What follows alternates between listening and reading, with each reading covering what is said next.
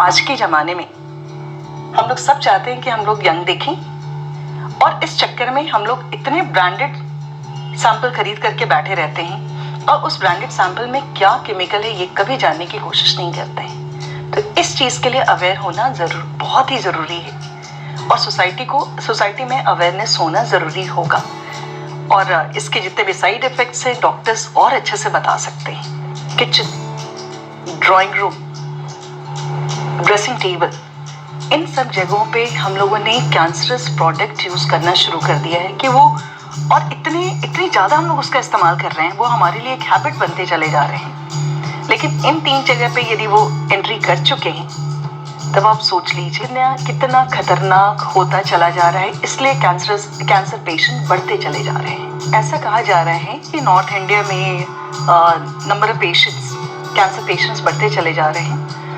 तो इसमें ये बात समझ में आ रही है कि ये जो डिटर्जेंट्स हम यूज़ कर रहे हैं, सिंथेटिक डिटर्जेंट्स हो गए और कॉस्मेटिक्स यूज़ कर रहे हैं, फाइनली वो तो नदियों में जा रही है। नॉर्थ इंडिया में नदियाँ ज़्यादा हैं, वाटर बॉडीज़ ज़्यादा हैं, और जितने एक्वेटिक लाइफ हैं दे आर गेटिंग अफेक्टेड। और हम लोग जो मछली खा रहे हैं, नदी के पानी का इस्तेमाल कर रहे हैं अपने लिए, उससे इन्फेक्टेड वाटर आ रहे हैं हमारे शरीर में, जिससे ऐसा हो रहा है कि छोटे छोटे बच्चों को जो कैंसर हो रहा है, क्योंकि माँ को आ जा रहे हैं और माँ के थ्रू वो बच्चों में जा रहे हैं। तो ये इसकी वजह से, अवेयरनेस नहीं होने की वजह से, हम तो धड़ल्ले से वो नदी के पानी का इस्तेमाल कर रहे हैं। एक्वेटिक लाइफ ने क्या किया था, मछलियों ने क्या किया था, वो क्यों उन केमिकल्स को एब्जॉर्ब कर रहे हैं, और उन मछलियों को हम यदि खा रहे हैं तो हमारे शरीर में भी तो आ रहे हैं ना वो केमिकल्स। आज के डेट में हम लोग जो इतनी अट्रैक्टिव सामान इस्तेमाल कर रहे हैं, वो एंटी एजिंग मटेरियल हो गए या फिर सिंथेटिक डिटर्जेंट्स हो गए, और इतने कंपटीशन हो गए हैं सोसाइटी में, तो just give that best and easy way.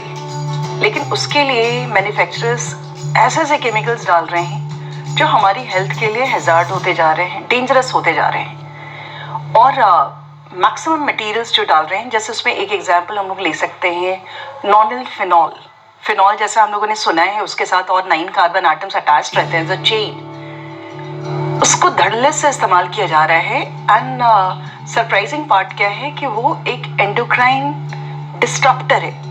Means एक सर्टेन लेवल पे जाने के बाद जो एंडोक्राइन एक हार्मोन्स जो क्रिएट करता है हमारे लिए, वो मेल हार्मोन्स हो गए, फीमेल हार्मोन्स हो गए, या मेंटल स्टेट की बात हो गई, इन सबों को वो डिस्टर्ब करना शुरू कर देता है नॉनल फिनॉल। क्योंकि ये केमिकल का इस्तेमाल एज एंटीऑक्सीडेंट यूज़ हो रहा है, स्टेबलाइजर यूज़ हो रहा है, धड़ल्ले से इस्तेमाल हो रहा है, और ये फाइनली हम लोगों को अफेक्ट कर रहे हैं। किस सेंस में? पूरे मेंटल कियोस हो रहे हैं। पानी में यदि जा रहे हैं तो एक्वेटिक लाइफ को अफेक्ट कर रहे हैं, क्योंकि these chemicals are not dissolving there. और इसके बाद डिसेबिलिटी बढ़ती जा रही है। डिसेबिलिटी के साथ साथ जो न्यूली बॉर्न बेबी हैं, ब्रेस्ट फीडिंग के टाइम में ये केमिकल्स उन बच्चों में चले जा रहे हैं। एंड जितने आज के डेट में बताया जा रहा है कि ट्यूमर्स जो हो रहे हैं, ट्यूमर वाले जितने भी कैंसर्स हैं, वो नॉनल फिनॉल उसके लिए वन ऑफ द फैक्टर।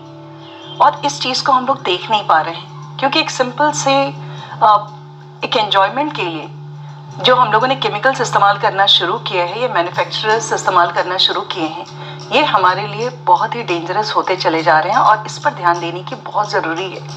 नहीं तो कुछ दिनों में ही जिस तरह से खासकर जहाँ जहाँ पर नदियाँ हैं वहाँ पर ये सारे केमिकल्स डिज़ोल्व हो रहे हैं, और वहाँ परसेंटेज ऑफ कैंसर, जो कैंसर पेशेंट आ रहे हैं, वो बढ़ते चले जा रहे हैं। तो इन सब चीज़ों पे ध्यान देने की ज़रूरत है।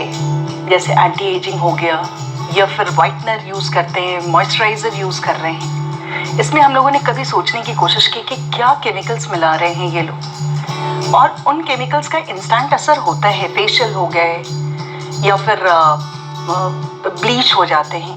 इसमें हम लोगों ने कभी जानने की कोशिश नहीं की कि कौन से मटेरियल इस्तेमाल किए जा रहे हैं which can act as antioxidant. Because उन कॉस्मेटिक्स को बचाए रखने के लिए स्टेबलाइजर यूज़ होती है, या फिर इमल्सिफायर्स यूज़ होते हैं। वो सारे केमिकल्स जो यूज़ होते हैं वो हमारे बॉडी को इनडायरेक्टली अफेक्ट कर रहे हैं। ये समझ में नहीं आ रही है कि हम लोग एक ब्यूटिफाइंग केमिकल यूज कर रहे हैं, लेकिन हम मेल एंड फीमेल में हार्मोन्स चेंज भी होता चला जा रहा है, फीलिंग्स चेंज होते जा रहे हैं, because they act as endocrine disruptor. So उनमें आप थोड़ी देर के लिए सोचिए कि हम तो अपने आप को ब्यूटिफाई करने की कोशिश कर रहे हैं, लेकिन बीइंग अ लेडी हमें मेल वाली एक्टिविटीज आती जा रही है, एंड मेल जो यूज कर रहे हैं उसमें फीमेल वाली एक्टिविटीज आ रही है। सो और इनको बताने की कोई कोशिश नहीं करता है, क्योंकि इन पे जो भी साइड इफेक्ट्स क्या हो रहे हैं इस पे कोई रिसर्च नहीं हो रहा है। तो अब थोड़ी देर